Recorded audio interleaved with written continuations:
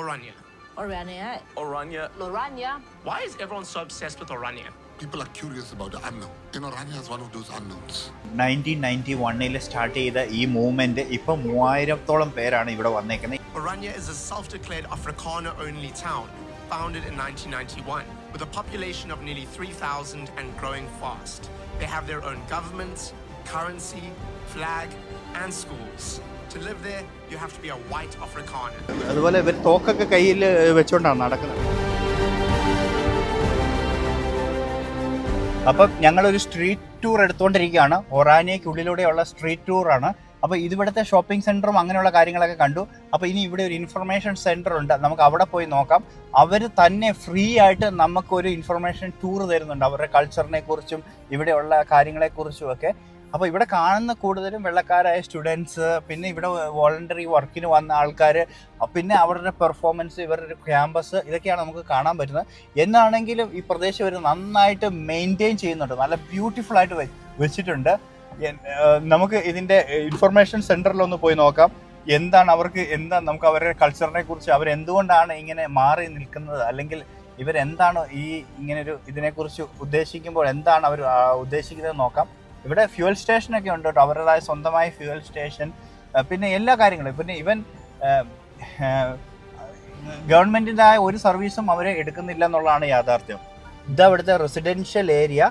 ഇവിടെ 2-3 type of category of people ഉണ്ട്. നമുക്കിപ്പോൾ ലക്ഷറി ക്ലാസ് വേണമെങ്കിൽ എടുക്കാം, അതല്ലാതെ വേണമെങ്കിൽ സാധാരണക്കാരായിട്ടുള്ള വെള്ളക്കാർക്കും ഇവിടെ താമസിക്കാൻ പറ്റും.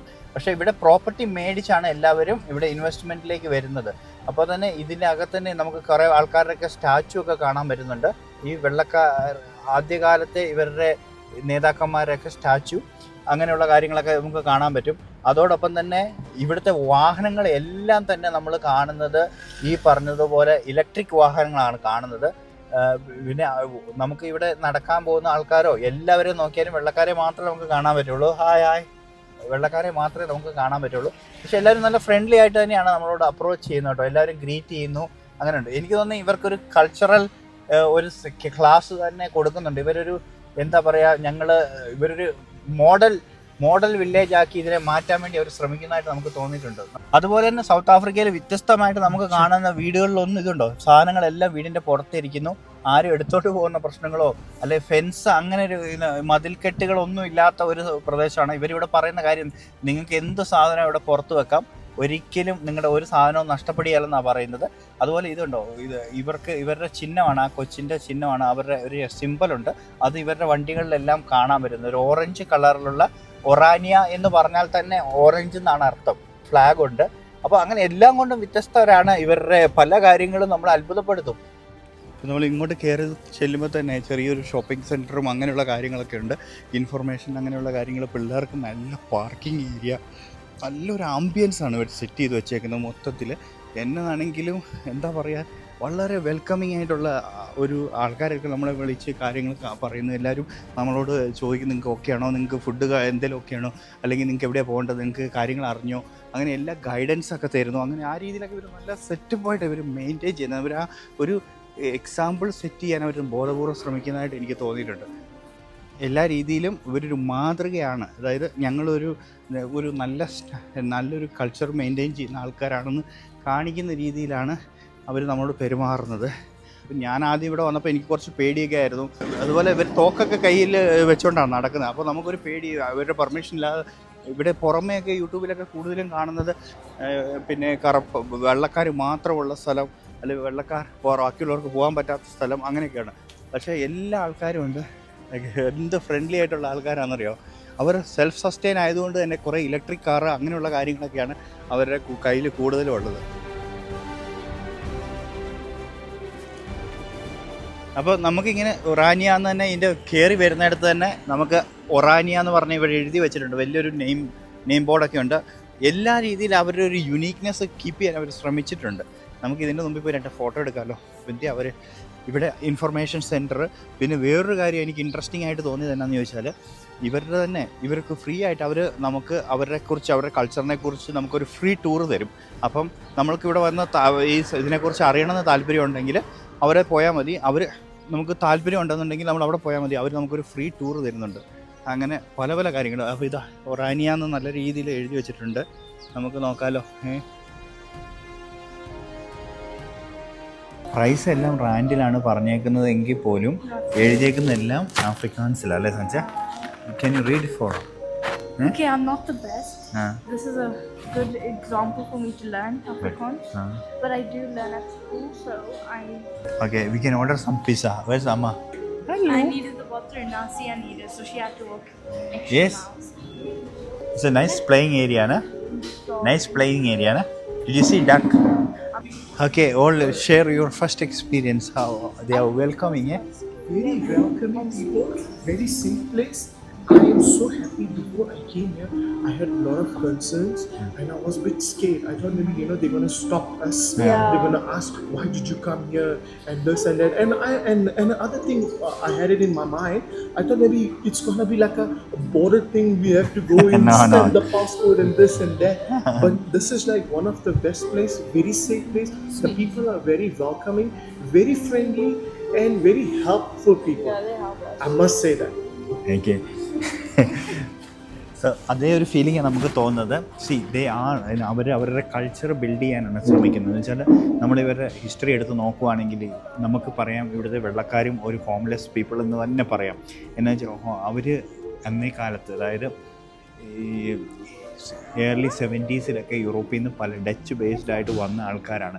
പക്ഷേ ഇവിടെ വന്നു കഴിയുമ്പോഴേക്കും 4-5 തലമുറ കഴിഞ്ഞിട്ട് അവർക്ക് തിരിച്ചു പോകാൻ ഒരു സ്ഥലമില്ല. ശരിക്കും പറഞ്ഞാൽ അവരുടെ ഹോം ലാൻഡ്, അവർ വളർന്നത്, അവർക്ക് സ്വന്തമായിട്ടൊരു ലാംഗ്വേജ് പോലെയുണ്ട്. അവർ ഇംഗ്ലീഷല്ല സംസാരിക്കുന്നത്, അവർക്ക് സ്വന്തമായി ഇവിടെ തന്നെ ഫോം ചെയ്ത ഒരു ലാംഗ്വേജൊക്കെ ഉണ്ട്. അപ്പോൾ അങ്ങനെയുള്ള ആൾക്കാരോട് ഇത് നിങ്ങളുടെ ലാൻഡല്ല എന്ന് പറഞ്ഞ് തിരിച്ചു വിട്ടാൽ അവർക്ക് പോകാനൊരു സ്ഥലമില്ല. അപ്പോൾ അങ്ങനെയുള്ളപ്പോൾ അവരുടെ ആ കൾച്ചറും അവരുടെ ആ സംസ്കാരവും നിലനിർത്താൻ വേണ്ടി അവർ ഫോം ചെയ്ത ഒരു കമ്മ്യൂണിറ്റിയാണ് ഒറാനിയ എന്ന് പറയുന്ന ഒരു കമ്മ്യൂണിറ്റി. സൗത്ത് ആഫ്രിക്കയ്ക്ക് അകത്ത് തന്നെ ഇവിടെ.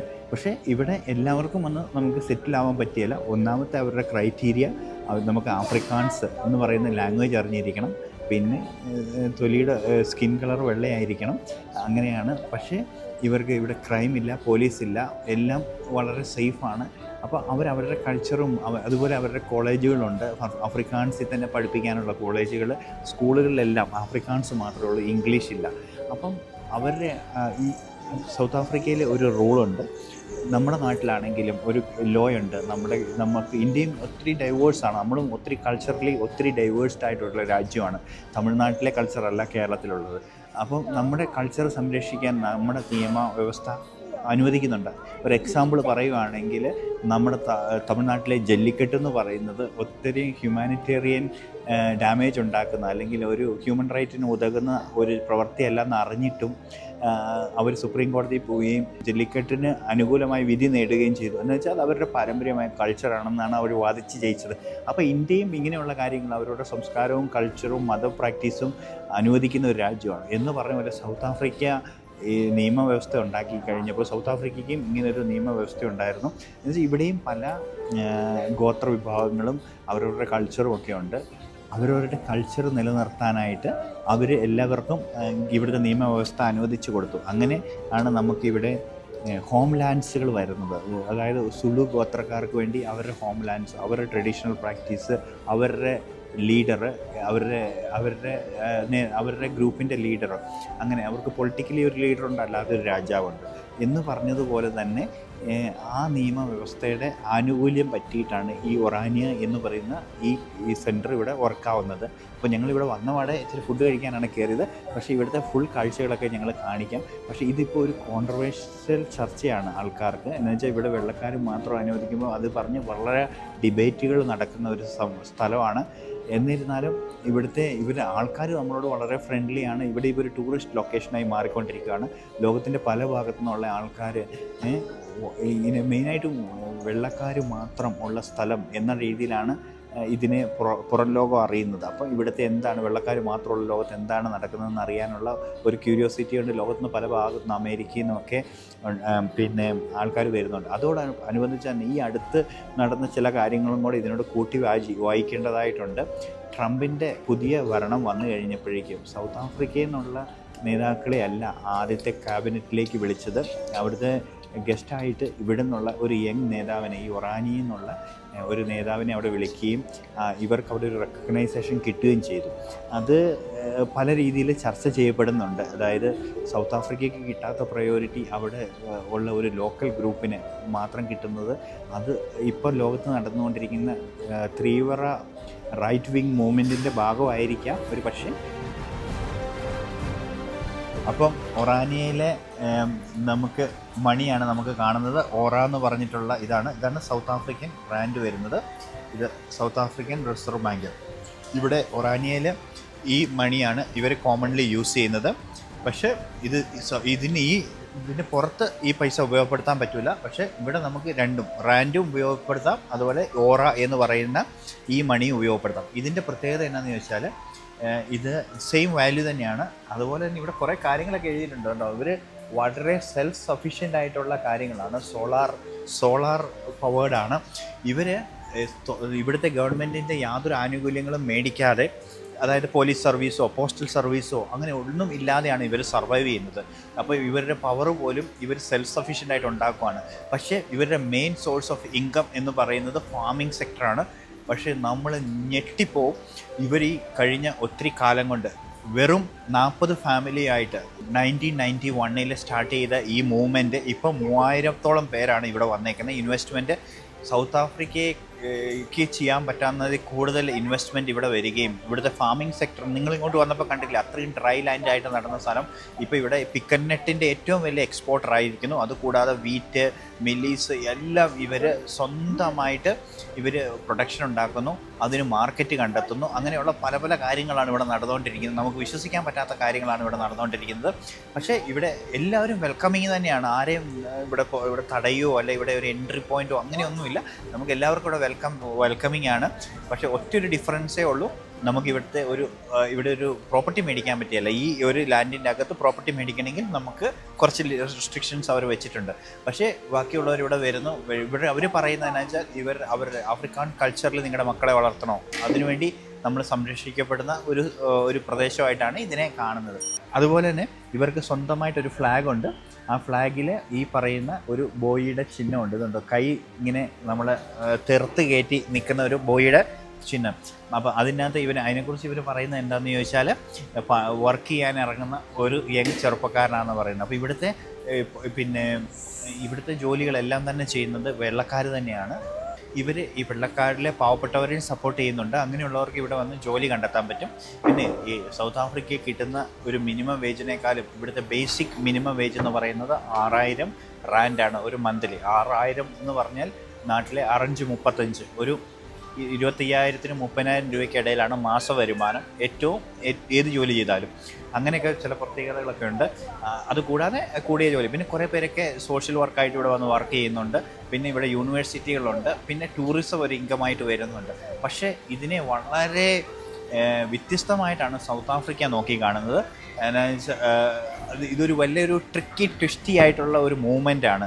അപ്പം ഇവർക്ക് self recognition outside the country കിട്ടുന്നുണ്ട്. ഇപ്പോൾ അമേരിക്കയിലേക്ക് പിന്നെ ട്രംപ് വിളിച്ചതും ഇവിടെ നിന്നുള്ള ഒരു ലീഡറിന് അവിടെ റെക്കഗ്നൈസേഷൻ കിട്ടുന്നതൊക്കെ ലോകത്തെ ഒരു തീവ്ര റൈറ്റ് മൂവ്മെൻറ്റിൻ്റെ ഭാഗമായിട്ട് വേണം കാണാൻ.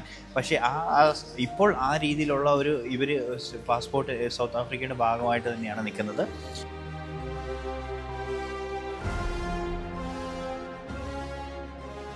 നമ്മൾ കിഡ്സ് ഫ്രണ്ട്ലി എന്ന് കേട്ടിട്ടുണ്ട്. ഇത് നോക്കി എന്ത് രസമാണെന്ന് നോക്കി. ഇവിടെ പിള്ളേരുടെ ടോയ്സ് ബൈക്ക് ക്രോസിംഗ് ഉള്ള രീതിയിലൊരു സിമ്പൽ. ഇത് ഞാൻ ഇതിവിടെ ആദ്യമായിട്ടാണ് കാണുന്നത്. ഇത് തന്നെ എഴുതിയേക്കുന്നത്. ഓക്കെ, ഇവരുടെ ഒരു ഇൻഫർമേഷൻ സെൻറ്റർ ഉണ്ട്. നമുക്കൊന്ന് പോയി നോക്കാം അവിടെ എന്താ ഉള്ളതെന്ന്.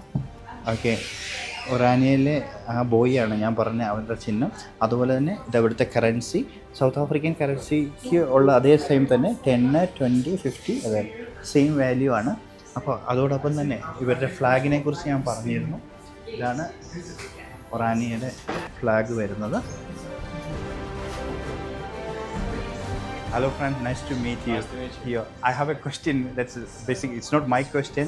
My son, he's a 5-year-old, and I said, we are going to Orania. Then he asked me, he also learning a little bit Afrikaans. So Yes. for him Orania is orange. Then Yes. he said, "Are you going to orange farm?" That was his reaction. So if I may ask you, why Orania? Why Orania? Where the name comes from? Well, it's not like the color orange translates in Afrikaans to Orania. Oh, okay. But the name itself is Orania. Orania. So it's not the same. Same, okay. Although if you look here at our flag, you see a lot of orange Orange. by the way, right? Okay. So the name comes actually from before we bought the town. It comes from the Department of Waterworks back in the days. Okay. And they named it partly after that river, partly after the Orange River that came. It was actually a competition, so a lot of people had written in their suggestions for the name, and then Orania won. Oh, And okay. it's a beautiful name. So It's a beautiful name actually, yeah. so There's nothing, strange, complicated story. It's basically carried Yeah. over and people selected by the people. Yes. It was a competition winner. Okay, competition. Sorry, I can see a young boy actually. Will you Yeah. please elaborate? So, explain Orania shortly, in less than 2 minutes, will be impossible. Yes. But Orania is a cultural Afrikaner heritage preservative initiative, right? This is our flag. This little boy, you can see him standing here as well. It's called the small giant. Yeah. He symbolizes he's rolling up his sleeves because he wants to work. Work. He's a guy that does his own labor and he wants to work. And that is the symbol of us as well in Orania. We want to build up our town, our Afrikaner community, and we would like to do it ourselves. Okay. I believe it's trying to be a self-sustained community. Yes. Am I correct? Yes. We have a term in Orania that we call crawling independence. Okay. So we're trying to be as much state independent as we can be. Okay. To be responsible for ourselves on every level. You are not. I didn't see any South African police or anything, so we can say it's a crime-free zone. No, I don't think there's a place in the world that's crime-free. We do have our own private security firm, our own Orania private security firm, and they work closely with the police of the municipality of Hope Town and other municipalities. But we are responsible for our own safety in Orania as well, and we do that through a private security firm. But I can see the kids are roaming around in this It's street. quite safe, yeah. It's not crime-free. We do have our crimes like any other place. It's not crime-free, but it's much safer than much the safe. rest of South Africa, definitely. Okay. And other thing, I saw the shops normally closes at 6 or 7 in other towns, but I heard the shops are open till 8-9ish. Yeah, well, it's different shops, right? We close at 5, so don't expect us to be open at 9. Yeah. But yeah, different shops close at different times, and it's mostly around 5 and 6 o'clock, but then there's some that close a lot later. Okay. And will you, if you don't mind, I know it's short notice, do you mind taking us around the closest places here? No, right. We have a beautiful town, we have beautiful landscape, I'll gladly show you around. Okay, perfect. Thank you. What an experience അല്ല. ചുമ്മാ ഞങ്ങളിവിടെ information സെൻറ്ററിലൊന്ന് വന്നതാണ്. അപ്പോഴേക്കും അവർ എന്തെല്ലാം കാര്യങ്ങൾ നമ്മൾ പറഞ്ഞു. അവർക്ക് ഭയങ്കര നമ്മൾ സോഷ്യൽ മീഡിയയിൽ ഇതിനെക്കുറിച്ച് കേൾക്കുന്നതിന് വളരെ വ്യത്യസ്തമായ കാര്യങ്ങളാണ് ഇവിടെ നടക്കുന്നത്. അവർ വളരെ വെൽക്കമിങ് ആണ്. അതിനകത്ത് അവരൊരു ടൂറിസം കൂടി കാണുന്നുണ്ട്. ആൾക്കാർ വന്ന് ഇവിടുത്തെ ലൈഫ് എക്സ്പീരിയൻസ് ചെയ്യണം, ഇവിടെ ഈ രാജ്യത്ത് ഇങ്ങനെയൊക്കെയുള്ള പ്രദേശങ്ങളും ഉണ്ട് എന്ന് കാണിക്കുന്ന രീതിയിലാണ് അവർ പെർഫോം ചെയ്യുന്നത്. എനിവേ അവർ വെൽക്കമിങ് ആയിട്ട് പറഞ്ഞു. അപ്പോൾ ഞങ്ങൾ പുള്ളിയുടെ കൂടെ ഒന്ന് ഫോളോ ചെയ്ത് ഇവിടുത്തെ ലുക്ക് ഔട്ട് പോയിൻ്റ് ഉണ്ടെന്ന് പറഞ്ഞു. അപ്പോൾ പുള്ളി പറഞ്ഞു ഞാൻ പുള്ളീനെ ഫോളോ ചെയ്താൽ മതി, നമുക്ക് അവിടെ പോകാമെന്ന് പറഞ്ഞു.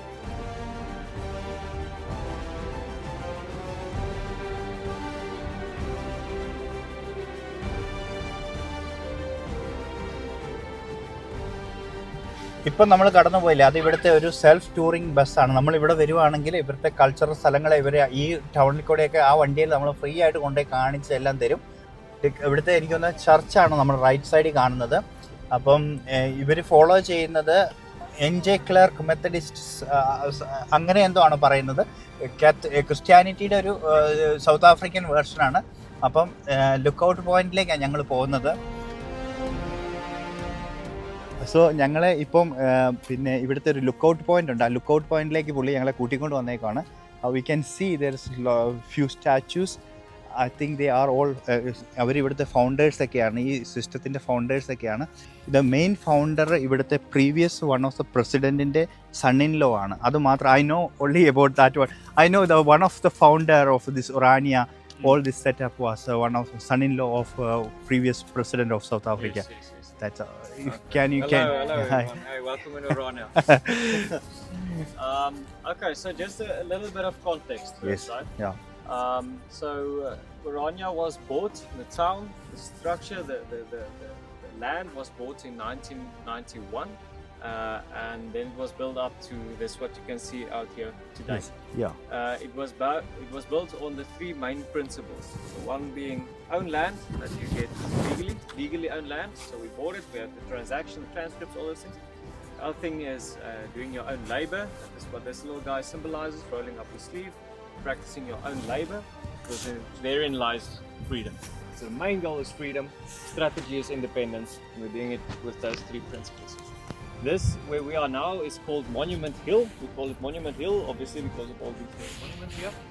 And the symbolism of this is, these are all Afrikaner statesmen. Okay, so they are all in our past, none of them is still alive today. They're all statesmen, Afrikaner statesmen, they are part of our history. And these are also all busts, like monuments that have been thrown out of other museums in South Africa, or they have been gifted to us. So none of these we've built or made ourselves. So they are representing the different statesmen from our history. We're still waiting for one over there. We haven't received one, or have been gifted one over there, or someone hasn't thrown that president out, which would be Steyn. We want a president from the Free State, President Steyn there. Okay, so the symbolism of these are, they are in a semicircle, looking forward, looking inward to this monument right here. Symbolism of that is the past, this is the future. If you take that a step further, you will see that these monuments, they cannot see over the horizon of this hill. They can't see the town. But this little guy, which is the future, he can see the town. He can see over the horizon, he can see the community that we want to build. So this little guy symbolizes our own labor initiatives, our own labor principles, and the idea is of rolling up your sleeve and building that what you want in the future, doing that yourself. I heard the news of currently, one of the representatives from here have been invited to Trump's cabinet actually. I saw, and that was also in the news actually. Oh yeah. So it was happened like that, or we got a personal invitation, or a representative meeting with Trump's cabinet. Yes. I would be careful to not believe anything you read on social media, right? However, we did have representatives in America just not too long ago, and they have met with some people and some social media influencers and some investors in America. But whether they met Trump's cabinet, I'm not really sure. So I don't want to go deep because my knowledge also is too little actually. Yeah. So I don't want to go on that That's topic. If I may ask, will you please tell about the system? I know this is one of the section of South African law or something that might be ideal for the audience. How they, Yes. Okay. So.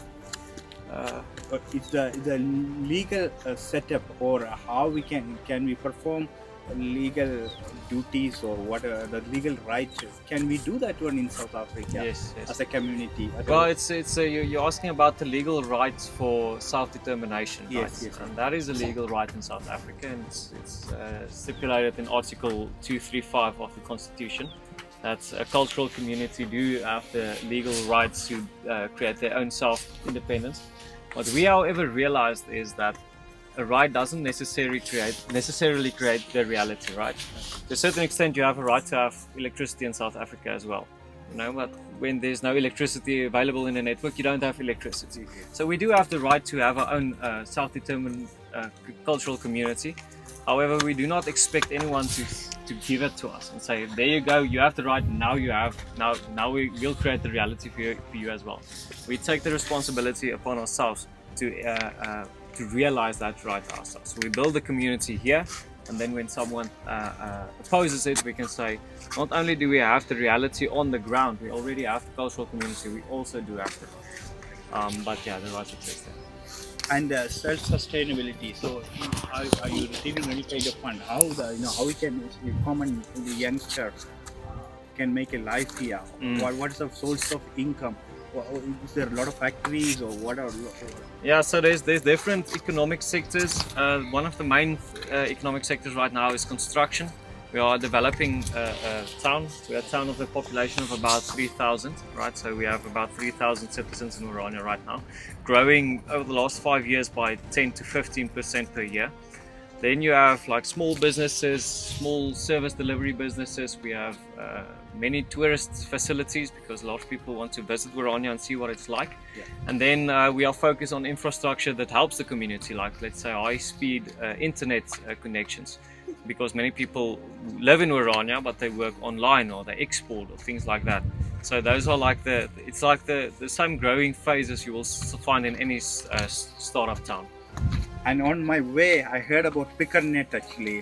This is one of the cultivation land, or yes, there's a lot of good quality Pickernet we can find in this region. Yeah, I don't think from up here, but there's a lot of picnics in Orania. Yeah. Okay. So many people. It's the climate is quite nice. It's an industry that can be mechanized quite easily because you have machines that can rock the trees and the peanuts fall down and stuff like that, and they export it from here as well. Okay. So why I'm asking actually, Africa, as per my understanding, Afrikaans farmers, basically they are the the main people, the culture involved with the farming, and the Afrikaans culture involved with the farming also.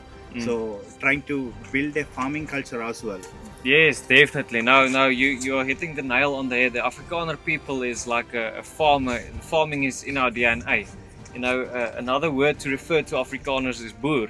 Yeah. And boer means farmer, right? Yes. It's a way to referring to Afrikaners. So what we are building in Orania is we want to build a city, right? Yes. But we are saying very, very clearly that we don't want to build another grey metropolis, like New York or Johannesburg, with big skyscrapers. We want to integrate our town with the nature and the environment around it. So first of all, we have many green initiatives to protect the landscape, to protect the parks and green areas. We plant a lot of trees, but then also we expand horizontally rather than vertically. So we want to create a town that feels local, it feels like a farm, but it's still a city at the same time. Okay, I have one question. As you said, you wanted to build a city horizontal, not vertical, yeah. right? So how are you going to accommodate the big population in future? For example, there's a lot of people wanted to move in, just say, for example, all the Afrikaners from the rest of South Africa wanted to move and settle down in Orania. Then how are you going to accommodate? Because I think so it's going to be it's not going to be enough land for all, like if all of them decided to come and settle down here. No, so then you have any future plan to buy more land? Yeah, well, definitely. We are always expanding. Orania right now has enough land for 10,000 citizens, right? Oh, 10,000. So we are now at 3,000. 3,000. We have enough land for 10,000. The problem that we have is not necessarily our borders right now. The problem is that we have a lot of land that is undeveloped. Okay. And it's expensive to look at these rocks. It's expensive to develop this land. It's expensive to develop with using our own labor initiatives or own labor principles. It's expensive because Orania is far away from everything else. You have to import a lot of things. So these are sort of growing pains. But at the other hand, we also don't want to build big complexes where people are stuck into like sardines in a box, we want to create if our goal is freedom, it should be symbolized in our town as well. So we would rather have more open spaces, and you don't go to your room on the 18th story climbing in the elevator. That's not the Afrikaner way. Okay. Yeah. I have one more question, if you allow me, can I ask? Yeah, sure. Okay, so for example, if you have 3,000 people, right? You have different businesses here, right? So if outsider wants to come here and open up a business, not to settle down here, just come open up a business here. And is it allowed for the outsiders? They can come and open up a business, or it's not allowed? No, so Orania has a right of residency, you can call it. I'm not always sure how exactly it translates to English. It's almost like citizenship or right of residency. But if you want to have a business in Orania, if you want to live in Orania, or if you want to work in Orania, you have to go through this right of residency process. And what that holds within itself is basically we want to be an exclusive Afrikaner community. So you have to be an Afrikaner to live, work, or start a business in Orania. Yeah, so that's the short answer. Okay. Yeah. So there's no franchisee dealer like Shoprite or Pick and Pay, nothing in. No, not really. We have had franchises in the past. But they have to comply to our right of residency processes Okay, as well. so it must be one of the residents. Oh, Yeah. yeah. And do you have medical centers here, hospitals? We do. Like I said, we have our own private security firm. We have our own private emergency services. We have a small little, relatively small when you compare it to the bigger places, but we have a medical facility, which I'm very proud of. They can do a lot of things. They can help a lot of people. But most of these things work on like volunteer basis, you know. Oh, volunteer basis. If it's not the security teams that work with many people in the community that sign up to be a volunteer for safety and security, it's on volunteer basis of people that are taking jobs in Orania with lower salaries, but to help build the community. Okay, and if I may ask my last question, how's the relationship? Because it's sometime we read when you hear about a different currency, is it a country inside a country? We might think, because we never heard about different two currency within a country. So how's the relationship with our current? With the rest of South Africa. Africa. Well, when you read about Orania in the media, or when you look up YouTube videos and things like that, you will find a lot of controversy surrounding Orania. It's true. But that's what sells, right? That's what sells in the media. The media always likes to blow things up and out of proportion. So I would not deny that there's a lot of controversy around Orania. But Orania's relationship with its immediate neighbors, Orania's relationship with its environment around here is very positive. We have a positive influence on the environment around us, not only us, because we help with safety and security measures all around Orania. And we have a perspective of mutual respect, right? You respect each other. When you have a good neighbor, you are safer where you are. So Orania, first and foremost, always is respectful, always try to find the best possible solution for everyone, and facilitates like healthy, good relationships. When we read about controversial things about Orania or attacks on Orania, it's usually some type of politician that wants to find something for his own campaign, or use Orania as a buzzword in his campaign speech or things like that. But overall, on ground level, on realistic level, here where I live and work every day, community surrounding Orania, we have good relationships with them as well. I saw all the previous presidents who have visited Orania. Yes. Yeah, Mandela was here, Jacob Zuma was here, Julius Malema visited Orania at some point, so yeah, we have had a lot of visitors, and then obviously a lot of media and YouTubers and international visitors as well. No, my experience, if I can what I felt like, you are trying to set a example, cultural example, and we can, that's what I experienced, because people are friendly. For me as a tourist coming from outside, everybody is, when I walk in or step in, I'm worried actually, must I take the camera out, or must I ask somebody permission? Then the first person I asked them, they said, no, you don't have to ask anyone, you can take photos or videos, no problem, nobody's going to ask you. So that's what, as a tourister, for me, that's the only thing I am interested actually. Well, I'll say that one thing. First of all, like Orania is private property, right? So I'm glad to hear that people are friendly. However, when people ask not to be filmed, it's not necessarily public spaces, because it is private property, and the people take their privacy very seriously here. But because the media has been so negative about Orania, the people of Orania, the citizens, have developed a kind of a defense mechanism against cameras and microphones and journalists, So we received, let's say, 10 nice journalists, ethical journalists with good questions, and they want to help us tell our story.